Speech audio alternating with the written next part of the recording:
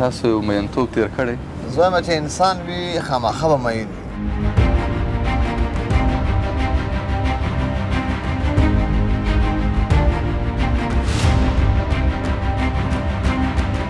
چې خاوره په قدم قیمتي کېږي او دا زما زخمي زړه به جانانه ستا د شونډو په مرهم قیمتي کېږي. چې په بل وطن کې هېڅ قسم عزت نشته دی. هلته ضمیر غلام وي، فکر غلام وي، که جسم هر قسم په سهولت کې وي ګټه نه کوي. نو خپل وطن کې خپل هېواد ته راشئ چې قدر وشي. دا د مور او پلار وطن دی او په پردي وطن کې د چا قدر نه وي. او مفتونه ګران هېواد الله ذات کو هر مسافر د خپل کالې ته راشي. بسم الله الرحمن الرحیم. قدرمنو دوستانو ستړي مشئ، هیله ده چې روغ او جوړ اوسئ. په ښایسته ننګرهار جلال آباد ښار کې یو. د دا ولایت چې ډیره سترې علمي څیرې لري او ډیر شاعران لري، ډیر لیکوالان لري او ډیره طبیعي ښکلا لري. نو نن داسې فرصت موږ ته برابر سو چې محترم کرام الدین مفتون سره ووینو. هغه کس چې په ټولو مشاعرو کې موږ تاسې په رسنیو کې ډیر لیدلی، همیشه مو د شعرونو نه خوند ترې اخیستی. نن مو په څنګ کې دی او دا فرصت راته برابر سوی چې د نږدې ووینو. سلامونه ستړي مشئ محترم مفتون صاحب، جوړ په خیر. مننه، خیر اوسې، الله مو راوړ. ډېر خوشحاله سو چې تاسو هم د نږدې ولیدل. هم چې موږ هم خوشحاله چې تاسو په لیدلو. سلامت اوسئ. دوستان ډېر لیواله دي چې ستاسو په اړه زیاتره وپوهېږي. لږ ځان معرفي کړئ راته چې کامله نوم او بالاخره خپل د سیمې نوم، د زیږون ځای او دا چې خپل عمر مو څنګه تیر کړی دی او په کوم برخه کې مو عمر تیر کړی. او مننه. زما خپل نوم اکرام الدین دی او تخلص مفتون لیکم. د ننګرهار ولایت د اچین ولسوالۍ د یو غریزې سیمې باندر نومیږي، د هغې اوسېدونکی یم. هملته زه پیدا شوی یم. بیا مو هجرت کړی و او د هجرت سره سره مو ډېر وخت په افغانستان کې هم تېر کړی دی. ډېر زه د هجرت په دیار کې پاتې شوي یم. ډېر ښه. تاسو مشهوره په شاعري یاست، صحیح دی؟ دا شعر مو چیرې زده کړ او څنګه دا لارې ته رالاست؟ دا خو د روسیې انقلاب سره موږ ډېر کوچنیانو خو لږ لږ چې راسترېدلو نو هغه وخت کې به دا ترانې موږ اورېدلې. دغه د شعر سره زما مینه د هغه وخته وه. دا چې وخت تېرېدو نو هغه شعر مو لیکلو تر دې هدف کې را رسېدلي یو. ډېر ښه. خپله تاسو شعر لیکئ؟ هو زه لیکم. ډېر ښه. زه غواړم چې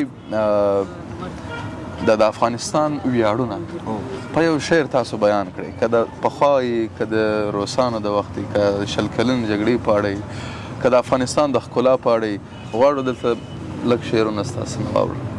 ما خو په دې اړه یقینا شعرونه لیکلي دي، خو دا چې ما ورته سره ناڅاپي مخامخ شو هغه شعرونه به زما ما ته یاد نه وي. که نه لیکلي مې دي په دې هکله. اکثر اشعار زما په همدې هکله چې په هر بخش کې ستاسو ذهن ته راځي وایاست، مشکل نه لري. د ننګرهار د ښکلا په اړه مو تر اوسه شعر ویلی ده؟ ویلی مو دي، خو زه به یو عام شعر درته ووایم. بیخي صحیح شو.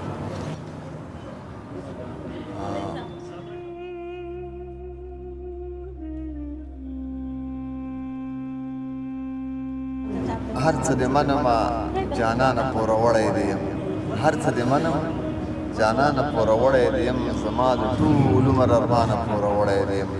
د وخت مغرور شاهان مې تا ته لوګی کړي نه دي. زما ملنګه طالب جانه پوروړی دی چې په خپل ځان او په جهان مې حاکم کړی نه یې. تر هغې پورې قرآنه پوروړی دی او غسل په وینو در کوم په تا احسان نه کوم. زما ښایسته افغانستانه پوروړی دی او تا پرک کتلي د جهانه پوروړی مې یې. ما څنګولی جهانه پوروړی دی. تا پرک کتلي د جهانه پوروړی مې یې. ما څنګولی جهانه پوروړی دی او که شهادت غاړه را نه کړه خامخا درځمه. زه مجاهد یم زندانه پوروړی دی او عجیبه ډېر عجیبه یم. زړګی هم رانه تاولی دی. بیا درته هم وایم چې ګرانه پوروړی دی او ما ستا د پلار د قاتلانو سینې څیرې نه کړي. ای د یتیم څیرې ګریوانه پوروړی دی او مورې قیامت شته دی، مرګی شته دی، پوښتنه شته دی. مفتون بخشش غواړم له تا نه پوروړی دی نو او دغه شعرونه دي زما نه اکثر بیتونه کې پاتې کېږي پخواني مې لیکلي دي دا مې فلحال په دې ذهن ته راغی ډېر ښه غواړم نور هم ووایاست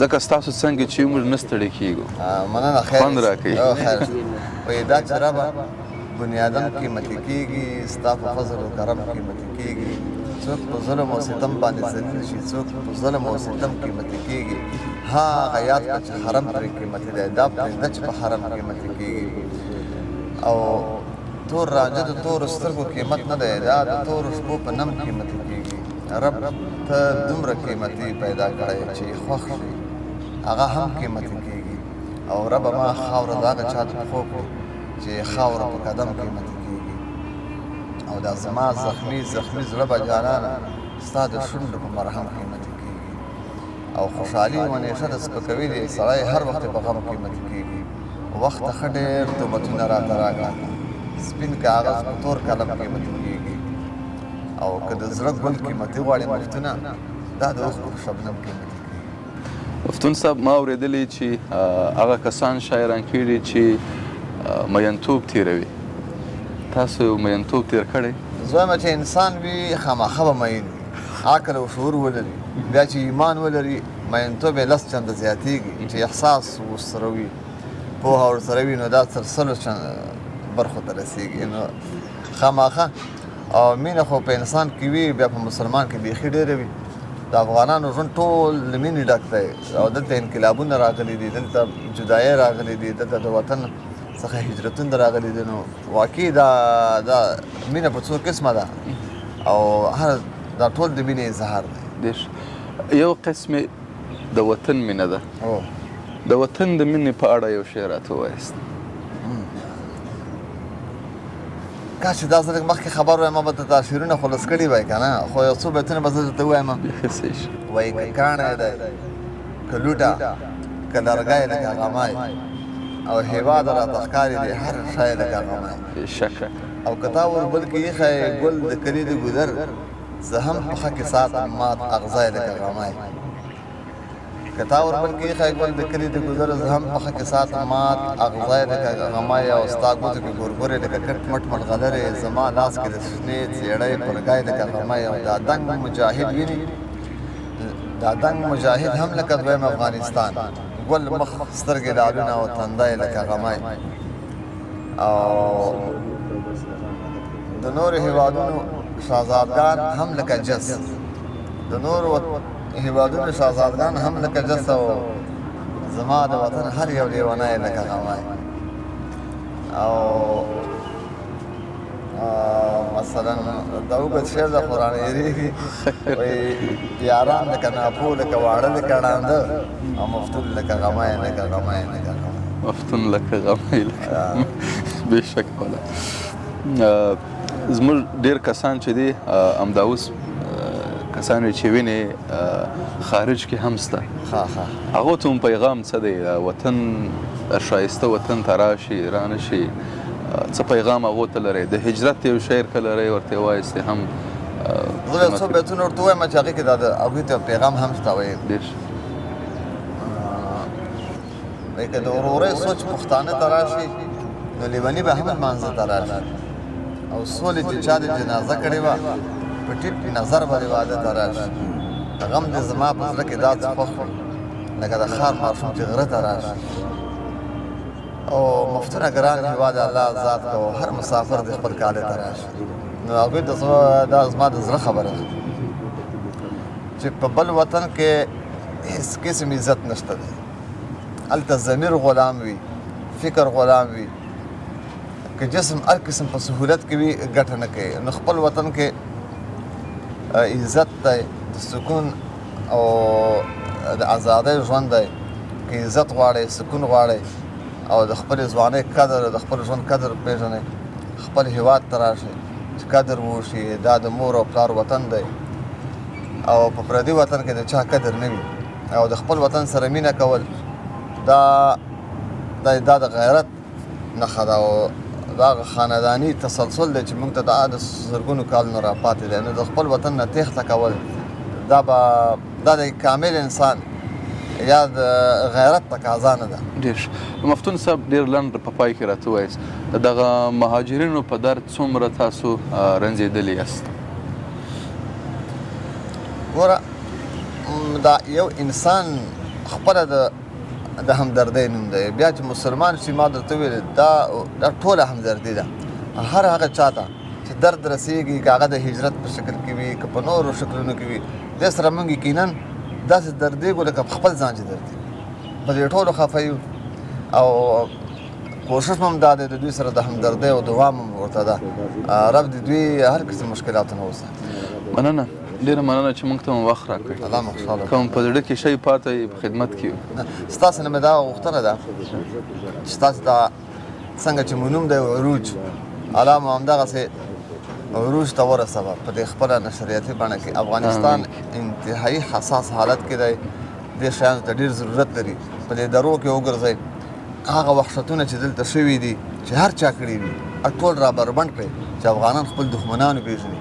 د عقیدې او د هېواد او د افغانیت او د اقتصاد او دا درو ته لاړ شئ لرې لرې پرتو ولسوالیو ته لاړ شئ د خلکو سره د سپین ږیرو نه د ظالمانو حال معلوم کړئ او د ولس ترې بېرته شریک کړئ چې زموږ د آینده نسل په ذهن کې دا خپل دوست او دښمن دواړه. دا ستاسو د خبرې مطابق موږ تللي لغمان ته هم لاړو الیشنګ الینګار ولسوالیو ته هغه کوم ظلمونه چې سوي وه پر مظلومو خلکو د هغو په باره کې مستندونه جوړ کړي او بل همدلته هسکې مینې ته ولاړو هلته مو هغه ځای چې 50 کسان په شهادت رسول سوي وه هلته ډېر ستر ظلم شوی و هلته ولاړه. نور ولایتونه ته تللي وو هلمند ته فراه ته نو کابل او ډېر ولایتونه نور هم فاریاب بادغیس مستندونه مو جوړ کړي او د هغه مو لاره ده کوشش کوو چې هغه شی چې دلته په دا وطن کې شوي هغه حقایق راپورته کړو او خلکو ته یې وښیي. او زما غوښتنه هم دا ده چې افغانانو ته راتلونکي نسل ته خپل اصلي دوست او دښمن وروپېژني. مفتون صاحب اول خو دا د عروج نشراتي او تحقیقاتي ادارې لخوا څېړنیزې ادارې لخوا تاته یو تحفه او بل ځینې وخت فی البداء شعر هم وایست. زه به صرف یو بیت درته وایم که کمزوری و بیا ورنه کار کوئ وایي هر کار کې افغان ملت عروج ته رسېدلی دی او تاسې هم دې کار کې الله عروج ته ورسوي. مننه ډېره مننه. قدرمنو دوستانو ډېره مننه کوم چې تر پایه زموږ ملګري واست. ډېر ځانګړي راپورونه د ننګرهار ولایت څخه تاسو ته وړاندې کېږي انشاءالله تر بیا ښه وخت او ښې چارې. خپل کمنټونه هم خامخا وکړئ.